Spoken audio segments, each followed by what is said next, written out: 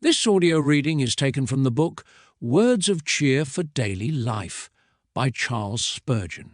Our selected reading is entitled Joy in Life's Hard Times. At evening time it shall be light. I shall not notice the particular occasion upon which these words were uttered, or try to discover the time to which they more especially refer.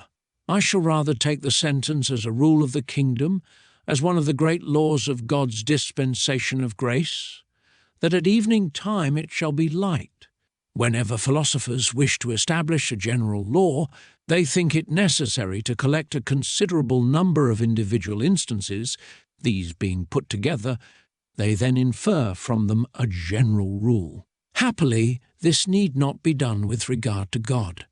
We have no need, when we look abroad in providence, to collect a great number of incidents, and then from them infer the truth. For since God is immutable, one act of His grace is enough to teach us the rule of His conduct. Now, I find in one place it is recorded that on a certain occasion, during a certain adverse condition of a nation, God promised that at evening time it should be light. If I found that in any human writing, I should suppose that the thing might have occurred once, that a blessing was conferred in emergency on a certain occasion. But I could not from it deduce a rule. But when I find this written in the book of God, that on a certain occasion when it was evening time with His people, God was pleased to give them light, I feel myself more than justified in deducing from it the rule that always to His people at evening time there shall be light. The Church at large has had many evening times. If I might derive a figure to describe her history from anything in this lower world, I should describe her as being like the sea. At times the abundance of grace has been gloriously manifest. Wave upon wave has triumphantly rolled in upon the land, covering the mire of sin and claiming the earth for the Lord of hosts. So rapid has been its progress that its course could scarce be obstructed by the rocks of sin and vice. Complete conquest seemed to be foretold by the continual spread of the truth. The happy Church thought that the day of her ultimate triumph had certainly arrived.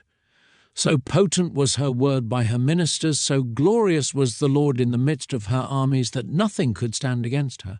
She was fair as the moon, clear as the sun, and terrible as an army with banners.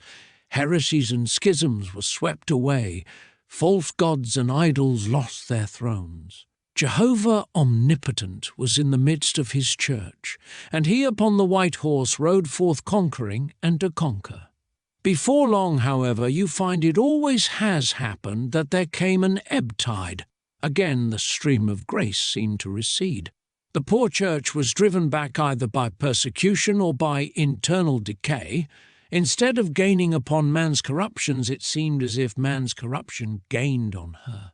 And where once there had been righteousness like the waves of the sea, there was the black mud and mire of the filthiness of mankind. Mournful tunes the Church had to sing, when by the rivers of Babylon she sat down and wept, remembering her former glories and weeping her present desolation.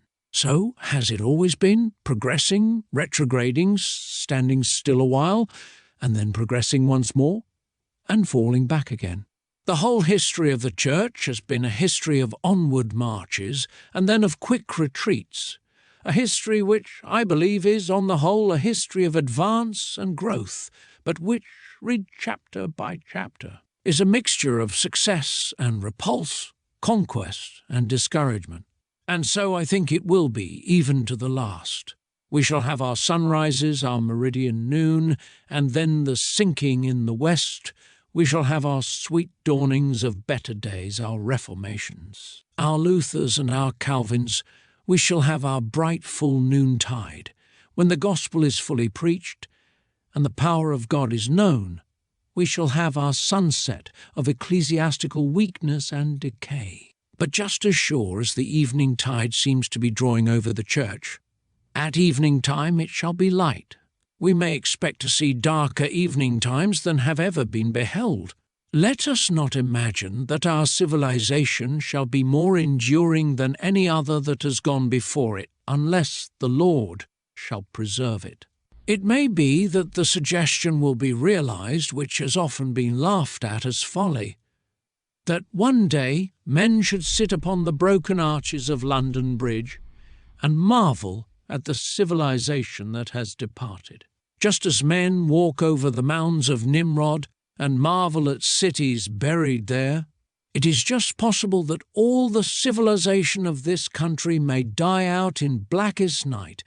It may be that God will repeat again the great story which has been so often told. I looked, and lo, in the vision I saw a great and terrible beast, and it ruled the nations, but lo, it passed away and was not.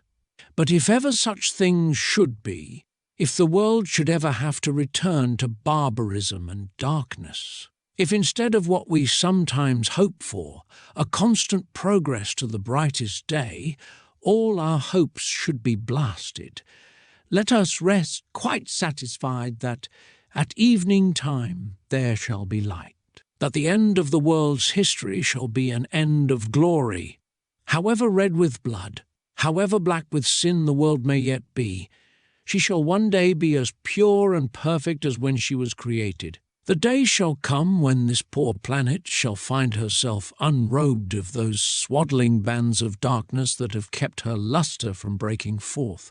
God shall yet cause his name to be known from the rising of the sun to the going down thereof.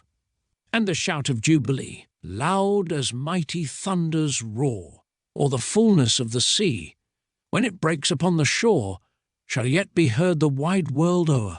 At evening time it shall be light.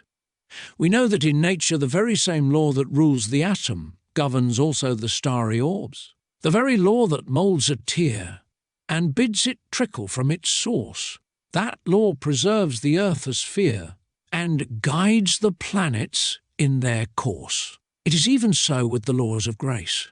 At evening time it shall be light to the church. At evening time it shall be light to every individual.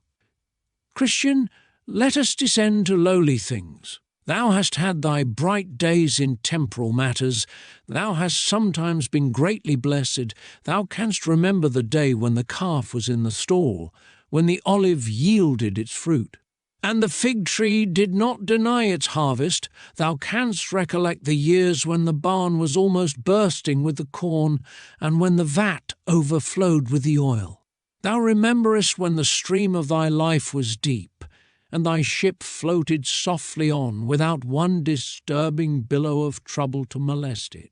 Thou saidst in those days, I shall see no sorrow. God hath hedged me about, he hath preserved me, he hath kept me, I am the darling of his providence. I know that all things work together for my good, for I can see it is plainly so. Well, Christian, thou hast after that had a sunset.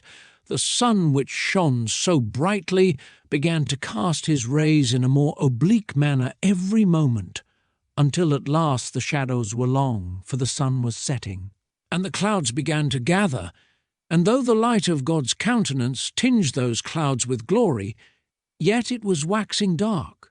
Then troubles lowered o'er thee. Thy family sickened, thy wife was dead, thy crops were meagre, and thy daily income was diminished. Thy cupboard was no more full. Thou wast wondering for thy daily bread. Thou didst not know what should become of thee. Mayhap thou wast brought very low. The keel of thy vessel did grate upon the rocks. There was not enough of bounty to float thy ship above the rocks of poverty. You used both industry and economy, and you added thereunto perseverance, but all in vain. It was in vain that you rose up early, and sat up late, and ate the bread of carefulness. Nothing could you do to deliver yourself, for all attempts failed. You were ready to die in despair. You thought the night of your life had gathered with eternal blackness. You would not live always, but had rather depart from this vale of tears. Was it not light with thee at evening time? The time of thine extremity was just the moment of God's opportunity. When the tide had run out to its very furthest, then it began to turn. Thine ebb had its flow. Thy winter had its summer. Thy sunset had its sunrise. At evening time it was light. On a sudden, by some strange work of God, as thou didst think it then, thou wast completely delivered. He brought out thy righteousness like the light, and thy glory as the noonday. The Lord appeared for thee in the days of old. He stretched out his hand from above. He drew thee out of deep waters. He set thee upon a rock and established thy goings. This concludes our reading. Thank you for listening.